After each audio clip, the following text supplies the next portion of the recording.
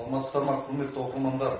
Мен Көкшетау қалалық сотының судьясы Сержан Ақылбайұлы Қожамұратов тәуелсіздік күніне орай жарияланған тіл тәуелсіздік тірегі атты челленджді қолдаймын. Қазақстан Республикасы өз тәуелсіздігін алған бойда қазақ тілін мемлекеттік тіл деп жариялағандығы баршамызға мәлім. Ол жөнінде Қазақстан Республикасындағы мемлекеттік тіл қазақ тілі деп Конституциямыздың 7-ші бабының 1-ші бөлігінде көрсетілген.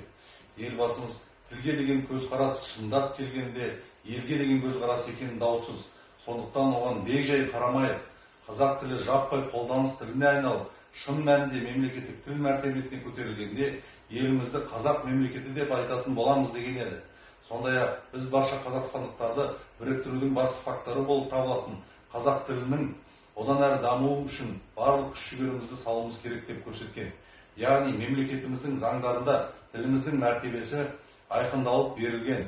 Ендігі жерде бойымызға атамыздың қаны мен анамыздың сүтімен сіңген қасиетті ана тілімізді қорғау мәртебесін көтеру баршамызға ортақ парыз болмақ.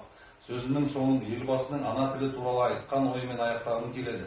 Ғасырлар бойы қазақтың ұлт ретіндегі мәдени тұтастығына ең негізгі ұйытқысы болған оның ғажайып тілі. Қазақ тілі шиеленіскен дауларды орақ тілдің арқасында бір ауыз сөзбен шешкен бабаларымыздың асыл мұрасы, ұлттық мәдениетіміз бен әдеп, ғұрып, салт санамыздың мәйегі. Тәуелсіздігіміз нығайып, тіліміз мәңгі жасай берсін. Назарларыңызға рахмет.